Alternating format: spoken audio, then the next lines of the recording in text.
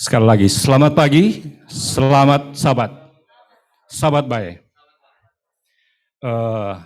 Tentu suatu sukacita bagi kita karena di sahabat ini boleh bersama-sama datang ke gereja, begitu juga saudara-saudara yang ada di rumah, boleh mengikuti ibadah bersama-sama. Dan pada sahabat ini, saya juga merasa cukup spesial karena diberikan kesempatan untuk membagikan firman Tuhan, khususnya majelis atau pendeta sudah memberikan tugas kepada masing-masing departemen untuk membawakan pekabaran firman Tuhan, tentunya sesuai dengan departemen yang dipimpin. Dan sahabat ini adalah bagian dari departemen rumah tangga yang kebetulan saya adalah pemimpin yang dipilih, walaupun sebenarnya dari awal kami merasa sesungguhnya masih jauh dari layak untuk memimpin departemen ini karena ya kami sadar ada banyak senior-senior kami, tua-tua jemaat yang lebih berpengalaman dari kami untuk masalah rumah tangga ya. Jadi kami masih dalam rumah tangga boleh dibilang seumur jagung, masih sangat muda. Ada banyak yang lebih berpengalaman, tapi kami puji Tuhan karena dengan pertolongan Tuhan saja kami dapat mengambil posisi ini ya, atau jabatan ini yang sesungguhnya itu dari Tuhan. Jadi nggak bisa menolak. Kalau di jemaat kita memang sudah begitu, sudah terbiasa, memang itu sudah pilihan yang terbaik.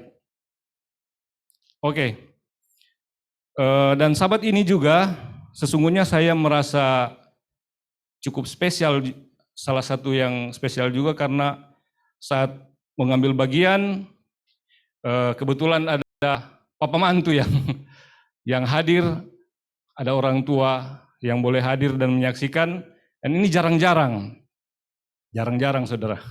Jadi ada papa tadi sebenarnya dengan mama tapi berhalangan, jadi ada perwakilan orang tua yang hadir.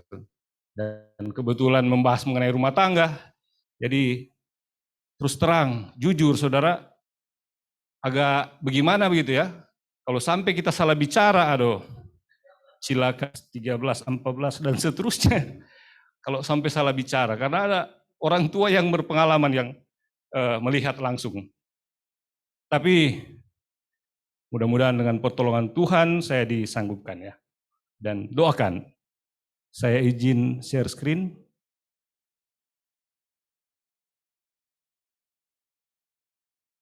Sudah terlihat ya.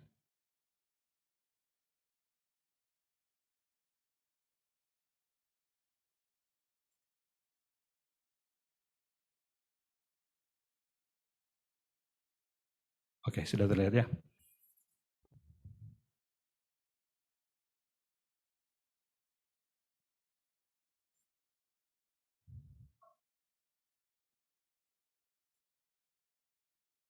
Judul khotbah yang saya ambil, seperti yang sudah ada di flyer, sudah dibagikan, rawat rumah tangga baik-baik.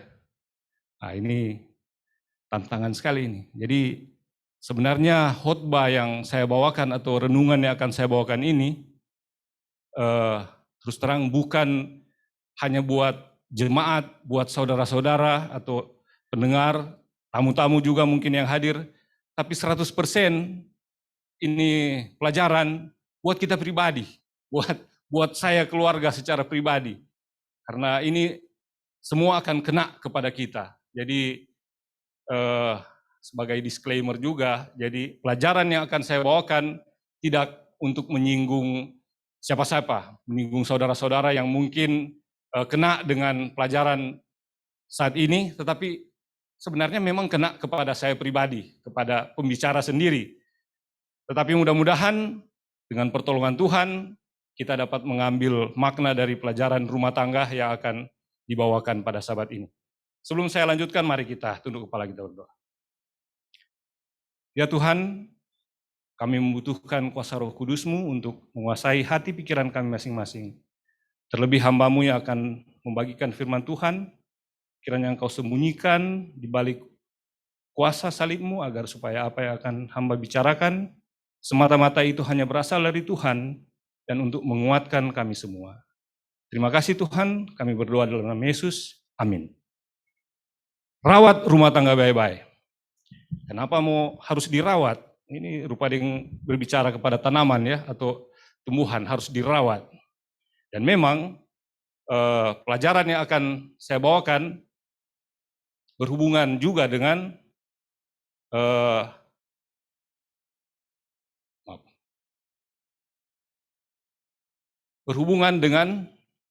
pelajaran tentang tanaman. Kebetulan kita hobi dalam bidang tanam menanam ya. Memang dasarnya dari kampung memang petani, anak petani, suka berkebun. Jadi pelajaran ini saya ambil perumpamaan dari bercocok tanam atau pertanian.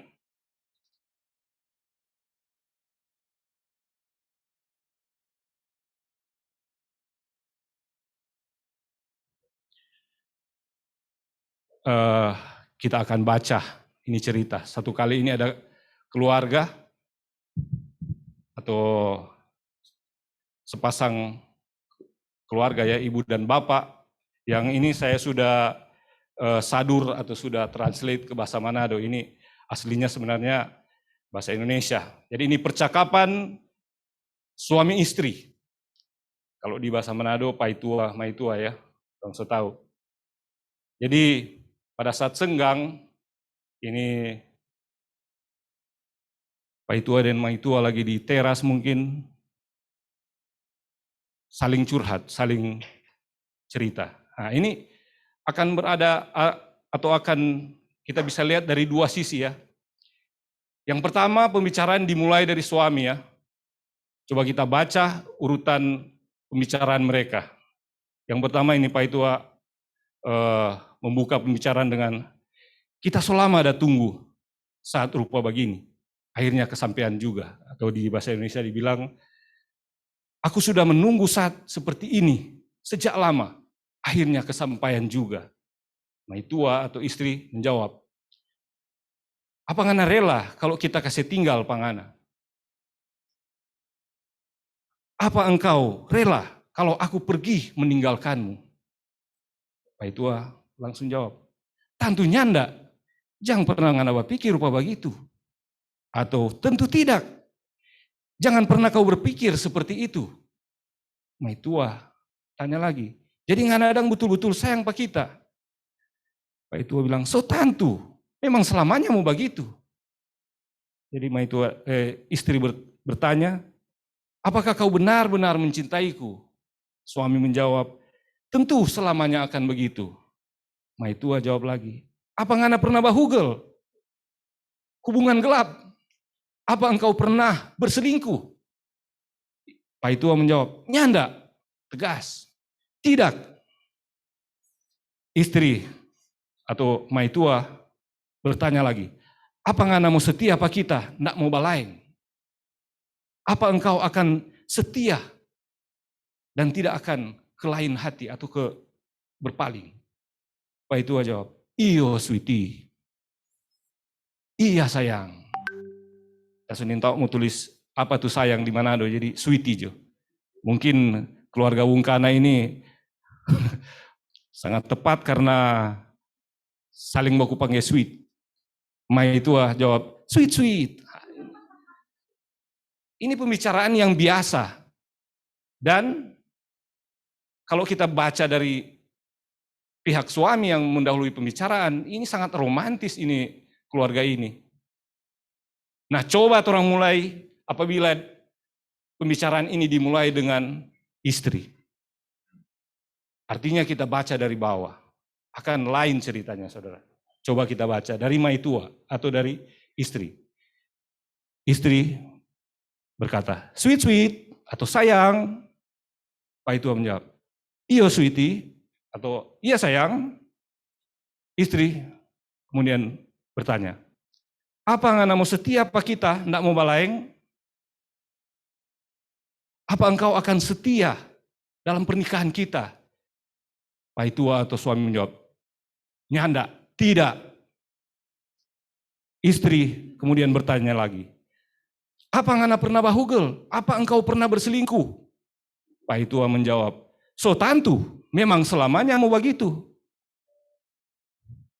Sudah tentu, memang selamanya akan begitu. Istri atau maitua bertanya lagi, jadi nganadang betul-betul sayang pak kita? Jadi engkau benar-benar mencintaiku? Paitua atau suami menjawab, tentunya enggak, jangan pernah ngana berpikir pak begitu. Tentu tidak, jangan pernah engkau berpikir seperti itu. Istri atau maitua, apa ngana rela kalau kita kasih tinggal pangana? Apa engkau rela aku meninggalkanmu? Apa jawab suami? Ini DP kesimpulan. Kita selama ada tunggu saat rupa begini. Akhirnya kesampaian juga. Ternyata suami so tunggu-tunggu gitu, maitua atau istri bertanya seperti itu. Ini cerita mungkin seperti kelakar ya atau hanya meme. Tetapi tidakkah kita sadar atau kita tidak menyadari bahwa persoalan seperti ini sedang terjadi di tengah-tengah masyarakat kita. Begitu banyak hal-hal yang sederhana bisa menjadi besar, akhirnya membuat percakapan seperti ini. Tentu bukan percakapan yang dimulai dari suami, tapi dari istri.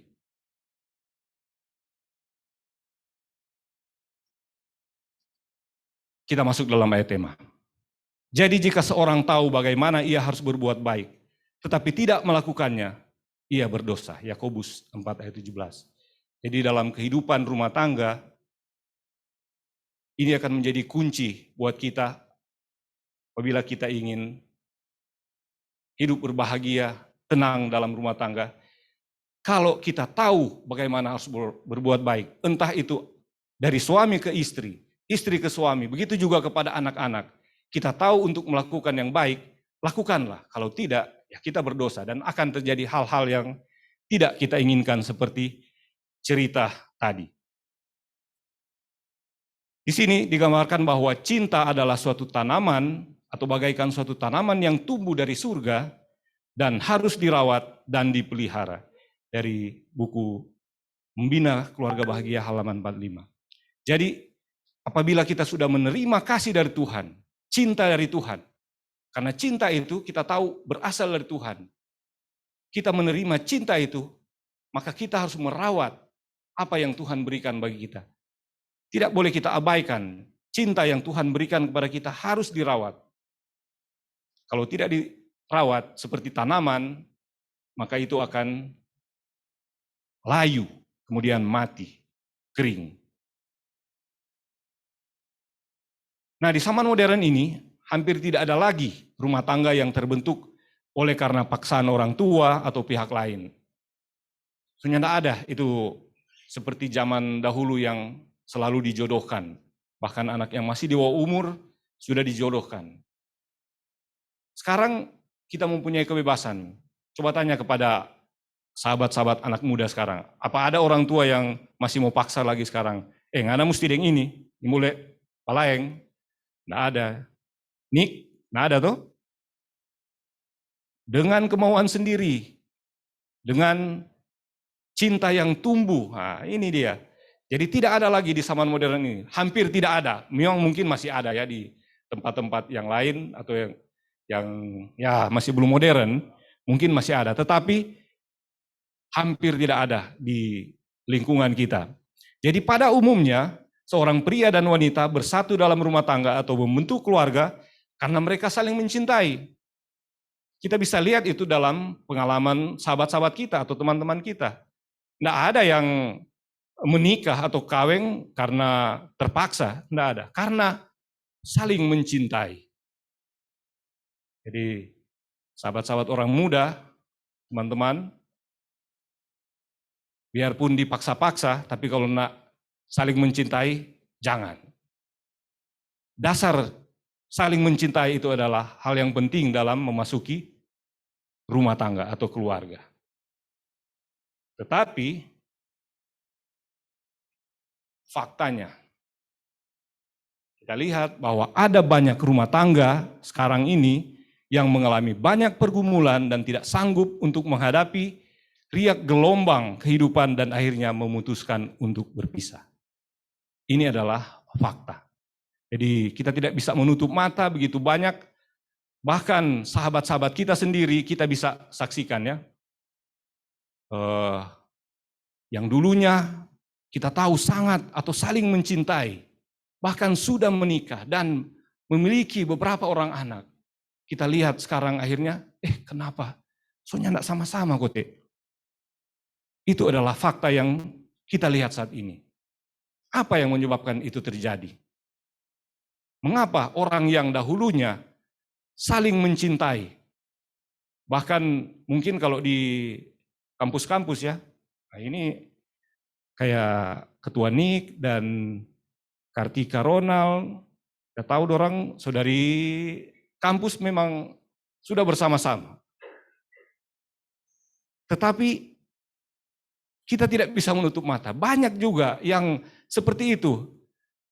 Dari cinta pertama di kampus atau di sekolah, sampai akhirnya menikah.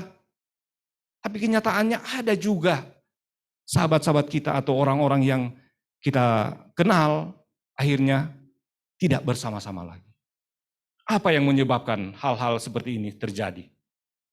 Kita lihat, mengapa pria dan wanita yang menikah karena saling mencintai, pada akhirnya tidak dapat mempertahankan pernikahannya. Ini yang perlu untuk kita apa? Kita introspeksi.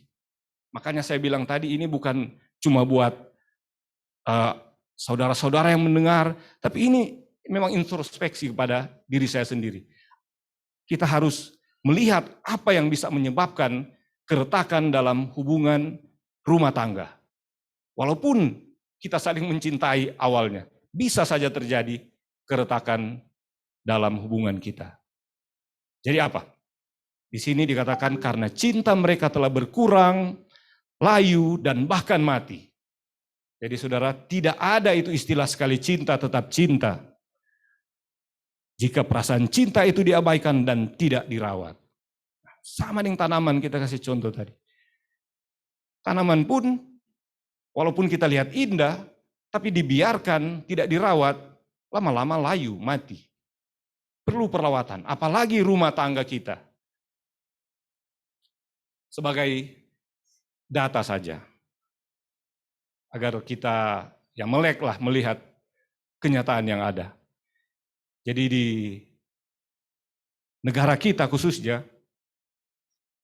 angka atau tingkat perceraian meningkat untuk tahun yang lalu ya, 2021. Ini data dari BPS tahun 2022, Februari, jadi masih baru. Di 2021 dikatakan meningkat 447.000 sekian angka perceraian di Indonesia. Ini luar biasa. Dan yang menarik di sini, itu data itu dibilang mayoritas. Karena apa katanya? Cuma karena pertengkaran. Mayoritas. Dan ini akan kita pelajari bagaimana menyikapi hal ini. Nah ini DP sebab-sebab. Ada banyak sebab, tetapi kalau kita lihat memang sesuai data. Itu perselisihan dan pertengkaran terus-menerus, itu adalah yang menjadi mayoritas atau menjadi yang terbesar dari angka perceraian itu. Yang kedua, ekonomi dan lain-lain. Jadi memang data ini dapat membuka pikiran kita untuk melihat kepada keluarga atau rumah tangga kita masing-masing. Apa yang bisa menyebabkan kita jangan sampai bercerai lah, tapi ada keretakan ataupun perselisihan di rumah tangga. Nah, seperti yang saya sudah bilang, kita ini hobi untuk bertanam, bertaman. Jadi kita akan mengambil ilustrasi dari menanam atau merawat tanaman. Jadi beberapa teori dalam ilmu pertanian dalam memelihara tanaman agar bertumbuh dengan baik dan subur. Setidaknya ada 6, mungkin ada yang lain, tapi saya rangkum ada 6 teori atau apa yang bisa kita lakukan untuk merawat tanaman agar bertumbuh dengan baik. Jadi sekedar intermezzo ya, ini taman yang di sebelah ini bukan endorse atau promosi, tapi itu adalah hasil buah karya tangan kami ya. Karena masa pandemi, jadi menyalurkan hobi untuk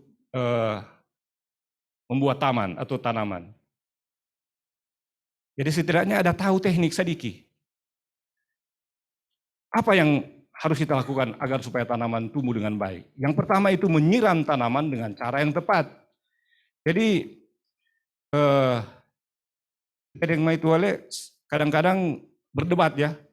Kalau lihat ada tanaman yang layu, tengah hari tua, panas-panas, dia bilang, siram juga. Nggak boleh siram tanaman tengah hari tua. Apalagi panas-panas, malah bikin angus DP apa itu. Jadi ada teknik juga untuk menyiram tanaman, yaitu pagi-pagi dan sore. Pada saat, atau tidak kena matahari langsung, bisa disiram. Tapi kalau tengah hari tua atau sedang terik-teriknya kita siram tanaman, ya matilah makanan tanaman itu. Ada teknik untuk menyiram tanaman juga. Yang kedua, mendapatkan sinar matahari yang merata. Nah, memang tumbuhan ini membutuhkan sinar matahari. Walaupun ada beberapa tanaman yang memang tidak membutuhkan sinar matahari langsung juga, tetapi sebagian besar tanaman itu membutuhkan sinar matahari untuk agar dia atau daun-daunnya indah dan bisa menghasilkan buah kalau pohon buah-buahan. Berikutnya, antisipasi hama dan penyakit sejak dini. Jadi tidak sembarang kita, banyak malah yang tidak suka menanam tanaman atau membuat taman karena masalah ini. Tidak tahan dengan adanya hama atau penyakit. So beli mahal-mahal tanaman, tapi tiba-tiba ada hama, mati, tidak tahu cara mengatasi hama dan penyakit dari tanaman. Jadi banyak yang seperti itu. Jadi kita perlu tahu cara untuk mengantisipasi hama dan penyakit di tanaman. Yang keempat, potong cabang atau ranting yang kering atau mati, karena dia akan menjalar. Kalau ada cabang-cabang atau daun yang kering, kita potong. Dia akan bertumbuh tunas-tunas yang baru. Membersihkan tanaman secara rutin. Dan terakhir, berikan pupuk yang terbaik. Dan tentu tepat, harus tepat. Jangan asal memberikan pupuk. Jadi kira-kira inilah cara-cara untuk merawat tanaman agar baik dan subur. Nah, lihat saudara, tanaman saja agar tumbuh subur harus ada usaha yang dilakukan agar indah dipandang bahkan dinikmati hasil buahnya. Terlebih kehidupan cinta dalam rumah tangga. Sedang tanaman perlu untuk dirawat, apalagi rumah tangga kita. Jangan dibiarkan. Jadi jangan anggap waktu pernikahan ya enak, kita masuk dalam pernikahan, sudah berumah tangga, dapat anak. Tantangan bukan sedikit. Jadi kalau yang sudah berkeluarga, pasti tahu apa yang sudah dialami. Ini tantangan buat pasangan-pasangan yang segera akan memasuki jenjang pernikahan. Harus dirawat. Kalau sekarang aku sayang, waktu kawin harus lebih baku sayang. Kita lihat kutipan Roh Nubuat dari membina keluarga bahagia. Perkawinan ialah persekutuan untuk seumur hidup. Adalah suatu lambang dari persatuan Kristus dan jemaatnya. Roh yang dinyatakan oleh Kristus terhadap jemaatnya ialah roh yang harus dinyatakan oleh suami dan istri terhadap satu sama lain. Kalau mereka mencintai Allah dengan sungguh-sungguh, mereka akan saling mencintai dalam Tuhan. Akan selalu manis budi terhadap satu sama lain, bertindak dengan tidak berat sebelah, dalam pengorbanan dan penyangkalan diri bersama, mereka akan menjadi berkat kepada satu sama lain. Inilah mungkin cita-cita pernikahan kita semua, yaitu kita bersatu seumur hidup. Sebagai lambang bagaimana Yesus, yaitu kepala dari jemaat, bersatu dengan jemaat. Memang inilah yang ideal untuk suatu pernikahan atau rumah tangga. Tetapi kita sudah lihat dalam pendahuluan ada banyak, ada hal-hal yang bisa membuat pernikahan kita, perkawinan kita tidak berjalan ideal. Nah ini dia, beberapa penyebab kekeringan dalam rumah tangga, ataupun percekcokan, perselisihan yang bisa terjadi dalam rumah tangga yang membuat rumah tangga kita menjadi seolah-olah kering seperti pohon yang kering atau tanaman yang kering. Yang pertama, berpisah dari Yesus, atau dalam perumpamaan di tanaman, tidak berakar di tanah yang subur. Saudara, itu tanaman, DP sumber makanan adalah dari apa? Diambil dari akar. Jadi kalau akar itu menyentuh tanah yang subur, tanaman itu akan bertumbuh dengan baik, dengan subur. Saya punya pengalaman pernah ke arah puncak ya, dan di pinggir jalan, pada waktu itu masih lagi naik-naik daunnya ini tanaman-tanaman hias, saya lihat ada keladi, tuh bete hias, di pinggir jalan, liar ya. Boleh cabut tuh ini. Ya karena di pinggir jalan tidak dirawat, saya bilang cabut saja. Saya parkir mobil, saya cabut. Ada beberapa yang saya cabut. Tapi ada yang dicabut, akarnya tidak tercabut, jadi cuma di batang. Aduh, mati ini pasti. Tidak akan jadi, karena tidak ada akar yang tercabut.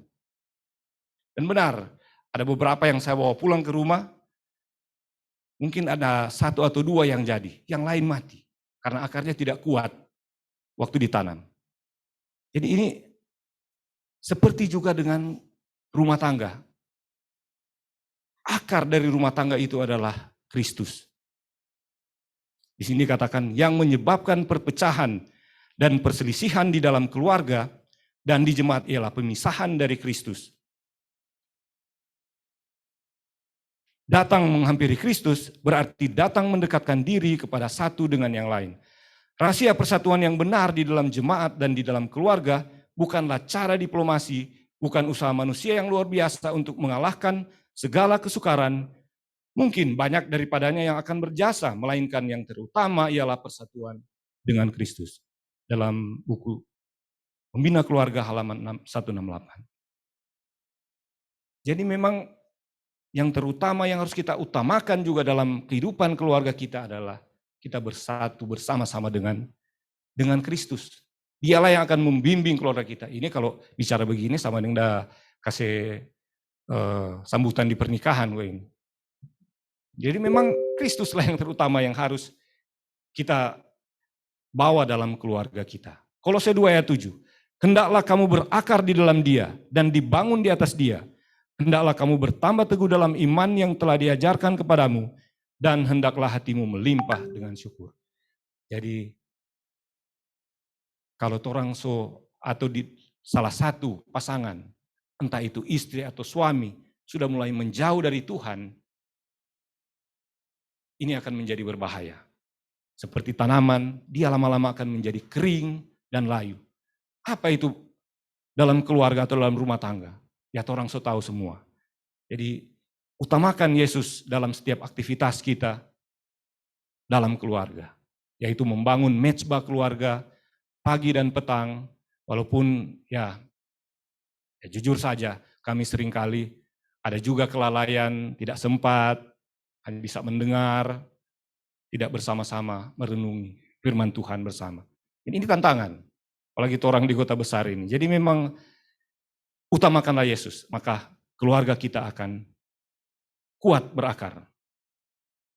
Yang kedua, kata-kata kasar yang diumpamakan seperti bahan kimia berbahaya bagi tanaman. Saudara, itu jika saya pupuk di tanaman, seperti yang saya sudah bilang tadi, tidak sembarangan.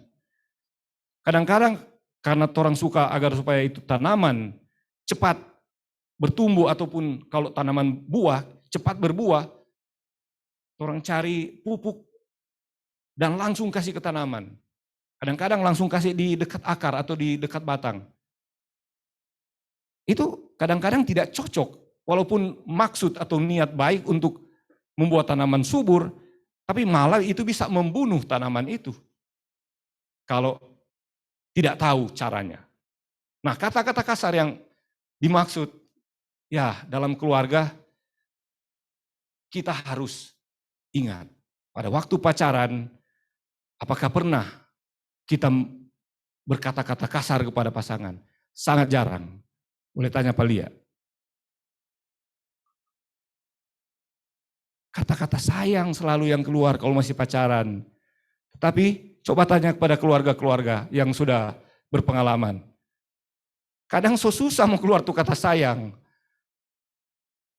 Kata-kata makian dan kata-kata kasar yang keluar yang akan membuat rumah tangga menjadi kering. Suasana yang mengelilingi jiwa para bapak dan ibu memenuhi seluruh rumah dan dirasakan oleh setiap penghuni rumah tangga itu. Ibu bapaklah yang menciptakan sebagian besar suasana lingkungan rumah tangga. Maka apabila ada perselisihan paham di antara ibu dan bapak, anak-anak turut merasakan roh yang sama itu dari buku yang sama. Jadi memang harus hati-hati sebagai orang tua. Ini jadi pelajaran juga buat kami keluarga. Jangan sampai kalau ku ambil kok ada anak di dekat. Biarlah kalau mau ku ambil pergi di kamar berdua. Itu yang terbaik. Dan diselesaikan permasalahan. Janganlah ada perkataan kotor keluar dari mulutmu, tetapi pakailah perkataan yang baik untuk membangun di mana perlu supaya mereka yang mendengarnya beroleh kasih karunia. Ini jelas. Jadi saya tidak perlu menjabarkan lagi kata-kata kasar itu sangat merusak dalam rumah tangga.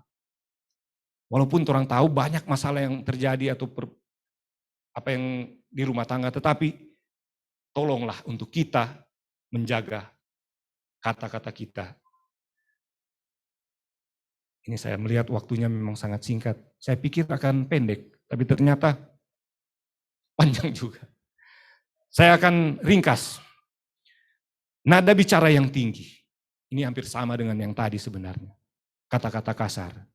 Jadi itu rupa dengan terik matahari yang sangat panas terhadap tanaman. Jadi ada tanaman yang tidak sanggup untuk menerima sinar matahari secara langsung dan dalam keadaan terik. Di rumah saya juga itu ada tanaman yang pada waktu taruh di luar, layu. Dia punya daun langsung kering. Dan memang tidak sanggup. Nah, begitu juga dalam keluarga kita jaga nada bicara. Jangan yang tinggi-tinggi. Kalau ada yang perlu tinggi mungkin bisa, tapi hal yang tepat. Setiap rumah tangga Nasrani harus mempunyai peraturan. Dan seharusnya lah para ibu bapak memberikan teladan dalam perkataan, tingkah laku dan kehidupan mereka satu dengan yang lain. Dengan mana mereka memberi contoh menjadi apakah anak-anak mereka di kemudian hari. Kesucian dalam perkataan dan ramah tamah Kristen yang benar harus selamanya dipraktekkan. Ayat dalam Efesus 4 ayat 26. Apabila kamu menjadi marah, janganlah kamu berbuat dosa. Janganlah matahari terbenam sebelum padam amarah. Jadi selesaikan masalah sebelum malam. Jangan tinggi terus nada bicara kita. Keempat, ketidakjujuran. Rupa matahari yang dipalsukan. Jadi ada juga, sekali lagi pengalaman, saya menanam rumput di dalam rumah, jadi ada halaman kecil dalam rumah tapi jarang kena matahari. Saya tanam rumput gajah ya. Saya berpikir itu akan tumbuh subur karena tidak kena matahari langsung atau sejuk. Cuma beberapa minggu mati. Karena memang tidak kena sinar matahari. Ternyata rumput gajah itu memang harus kena sinar matahari langsung, baru dia subur. Jadi ini diumpamakan ketidakjujuran, matahari yang dipalsukan. Buanglah jauh-jauh perselisihan dari dalam rumah tanggamu. Tetapi hikmat yang dari atas, itu pertama-tama suci, kemudian suka kedamaian, lemah lembut, dan mudah menggembirakan, penuh belas kasihan dan buah-buah yang baik, dengan tidak membeda-bedakan orang lain dan tidak berpura-pura. Karena itu buanglah dusta dan berkatalah benar seorang kepada yang lain. Efesus 4 ayat 25. Jadi baiklah kita jujur dalam hubungan kita dalam keluarga. Baik kepada istri kepada suami, suami kepada istri. Begitu juga kepada anak-anak. Jadi sekali lagi ini tantangan buat kita keluarga. Mau menang sendiri, egois. seperti hama yang merusak tanaman. Kita baca dalam buku yang sama, Membina Keluarga Bahagia, halaman 16. Tiap-tiap rumah tangga harus menjadi tempat kasih diamalkan, suatu tempat di mana para malaikat Allah berdiam, bekerja dengan kelemah lembutan dan menaklukkan hati para ibu bapa dan anak-anak. Egois, menang sendiri. Ini berbahaya. Jangan orang cari kesenangan sendiri dalam keluarga. Jadi suami yang mungkin mempunyai uang lebih, mencari kesenangan sendiri, hobi bisa saja disalurkan. Tetapi tentu ada persetujuan ataupun ada kesepakatan di antara suami dan istri. Karena kalau ketua Geri mau dilarang untuk main bulu tangkis, susah. Itu adalah hobi. Tetapi kita tahu bahwa ada waktu-waktu yang diberikan kepada suami atau istri yang memiliki hobi. Ini harus kita bicarakan atau diskusikan bersama dalam keluarga. Jangan menang sendiri. Keenam, ini sudah mau terakhir. Malas, tidak saling membantu. Itu seperti membiarkan tanaman bertumbuh sendiri. Tidak ada tanaman yang orang cuma bibit, kasih biar nanti alam yang menumbuhkan. Tidak ada. Dia harus dirawat. Setidaknya dibersihkan dari rumput-rumput, kalau itu tanaman buah ataupun sayuran, harus dibersihkan. Para petani pasti tahu itu. Jadi tidak ada yang bisa bertumbuh sendiri. Demikian juga dalam keluarga. Harus saling membantu. Kalau sekarang bukan cuma suami yang bekerja, ada istri juga yang bekerja, kita saling membantu. Khususnya dalam keluarga, dalam lingkungan rumah tangga. Jangan gengsi-gengsi, kasihan kalau suami harus cuci piring atau cuci baju. Jangan menjadi kecil hati. Karena itu akan menyenangkan istri. Demikian juga istri. Kalau ada kerja yang bisa dia lakukan untuk membantu suami, kerjakan. Jangan menganggap enteng hal tersebut. Di sini dikatakan engkau menganggap suatu kelemahan kalau bermurah hati, lemah lembut dan bersimpati.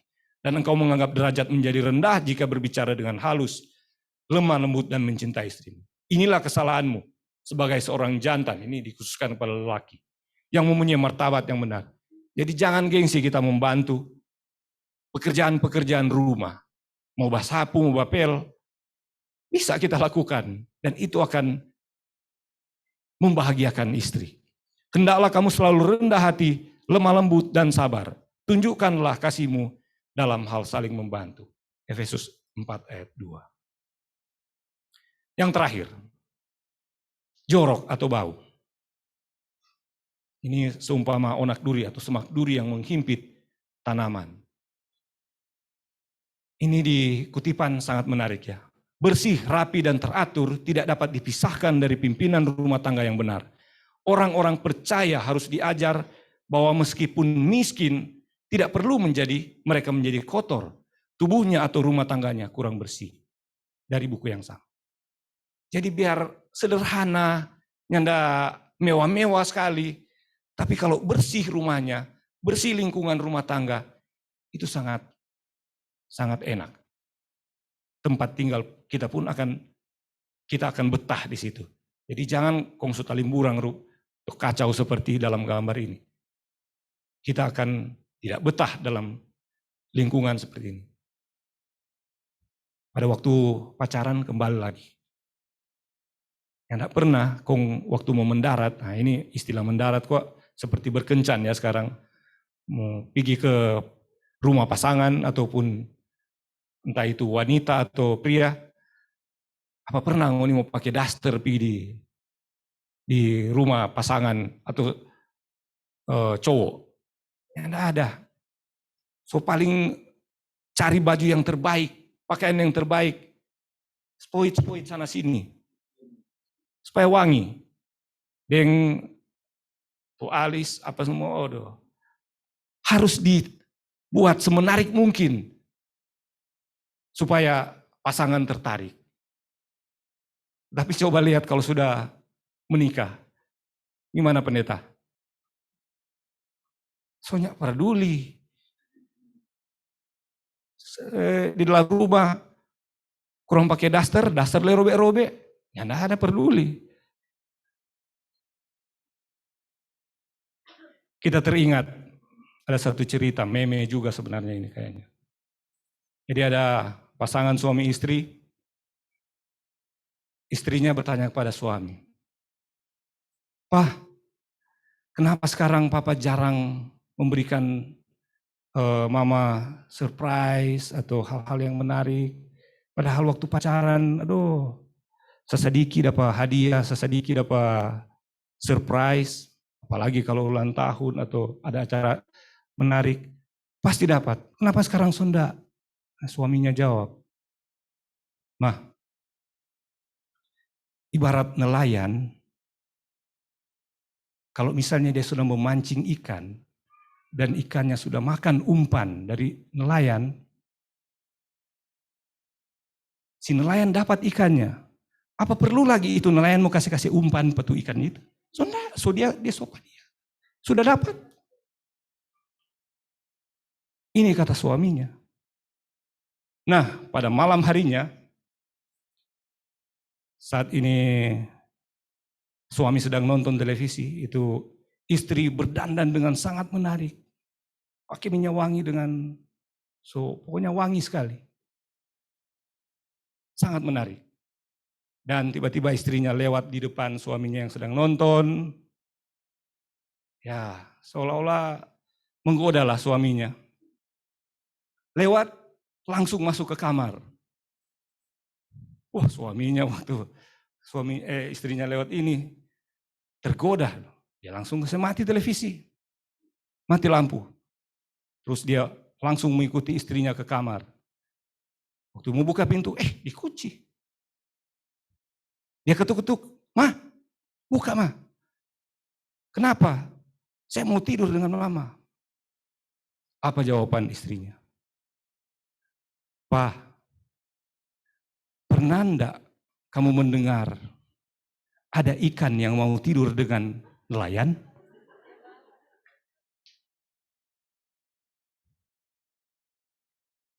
Saudara-saudara tahu maksudnya tentu. Jadi janganlah waktu kita masih berhubungan sebagai pacar atau masih sebagai orang muda, orang menampilkan semua yang terbaik. Tetapi pada waktu menikah, orang sudah kasih lagi yang terbaik. Nah, ini jadi bumerang buat kita ini. Karena istri sein dekat ulang tahun. Jadi ya, salah. Jadi itulah saudara. 1 Korintus 6 ayat 19 dan 20. "Atau tidak tahukah kamu bahwa tubuhmu adalah bait Roh Kudus yang diam di dalam kamu, Roh Kudus yang kamu peroleh dari Allah, dan bahwa kamu bukan milik kamu sendiri, sebab kamu telah dibeli dan harganya telah lunas dibayar, karena itu muliakanlah Allah dengan tubuhmu." Jelas ya. Bukan hanya kita berpenampilan menarik oleh karena suami dan istri atau pasangan, tapi memang tubuh kita adalah milik Allah. Jadi kita rawatlah dengan baik agar menarik, dan rumah tangga kita pun akan dipenuhi sukacita. Baik, sebelum saya menutup, saya undang Esli untuk membawakan sebuah lagu pujian.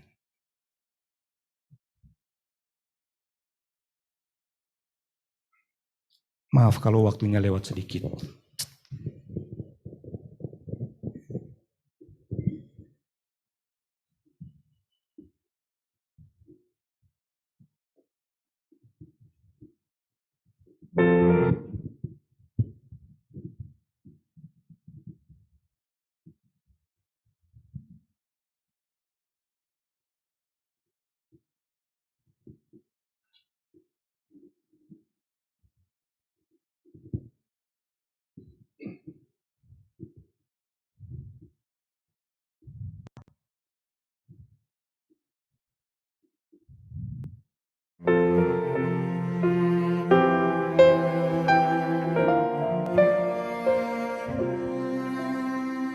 Jesus took on all our pain, our sorrows and our sins.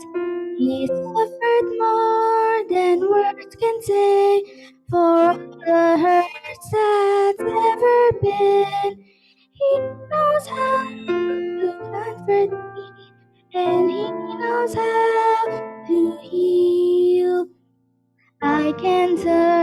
to him for peace, for he knows how I feel.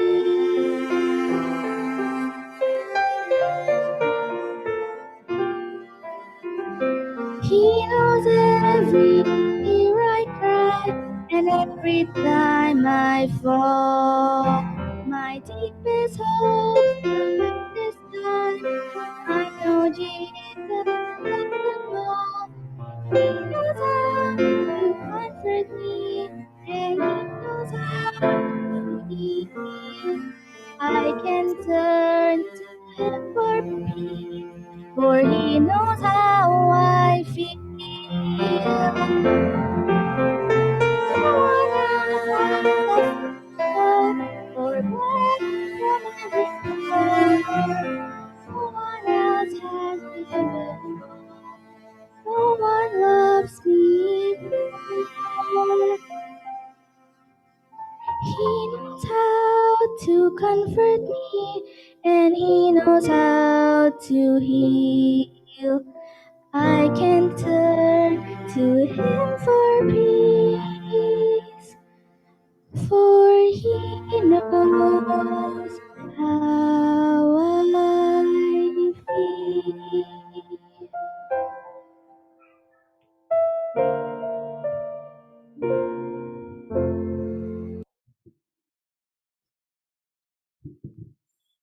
Terima kasih Esli. Rupanya suara saya sudah.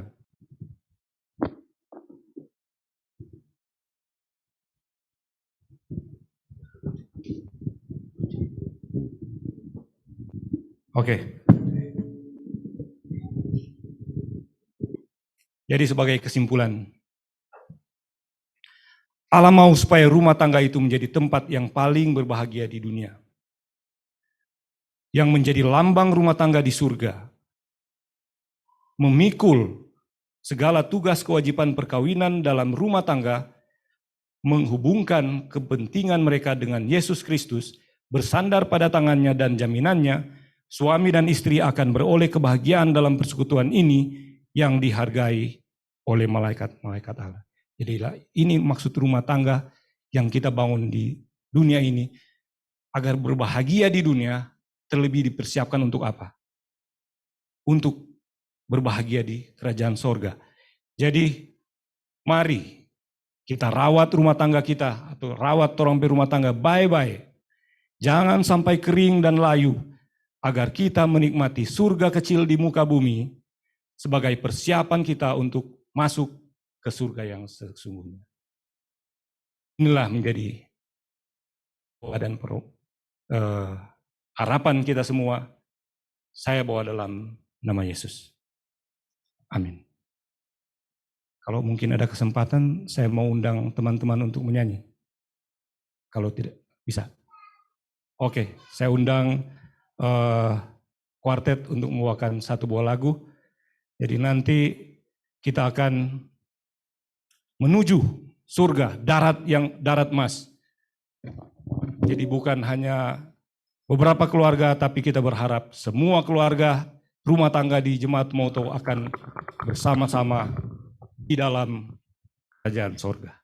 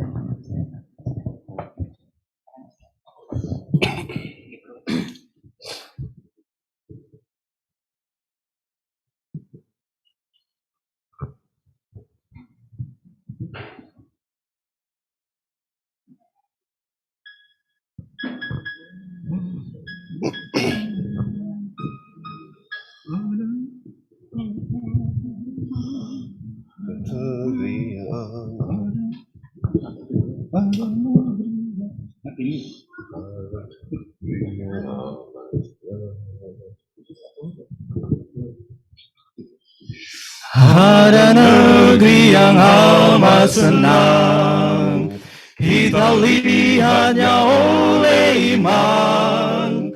Bapa kita menunggu seberang, menyediakan tempat yang aman. Darat mas amat jauh, kita akan berkumpul seberang. Darat mas amat jauh, kita akan berkumpul seberang. Ada negeri yang amat senang, kita lihatnya oleh iman. Bapa kita menunggu seberang, menyediakan tempat yang aman. Oh darat mas amat jauh, kita akan berkumpul seberang. Oh darat mas amat jauh, kita akan berkumpul seberang. Di seberang, kita akan berkumpul seberang. Di seberang, kita akan nyanyi, ya Bapa yang kasihkan kami. Kami sembah puji-pujian.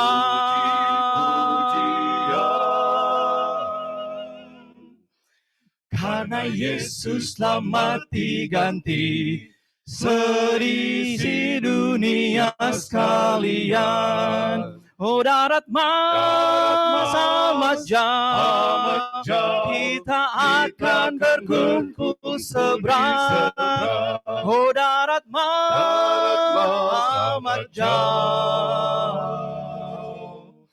kita akan berkumpul seberang. Oh darat mas amat jauh, kita akan berkumpul seberang. Oh darat mas amat jauh, kita akan berkumpul seberang di surga.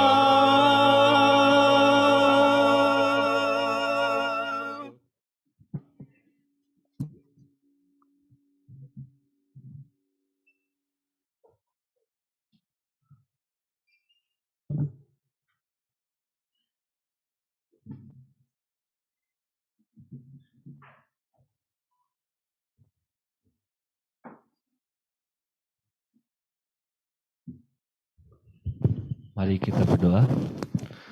Father God, as you have heard your servant speak, as you have heard the message that you have placed in his heart for all of us to hear, and we know how you take one message spoken by one person and speak to us in different ways.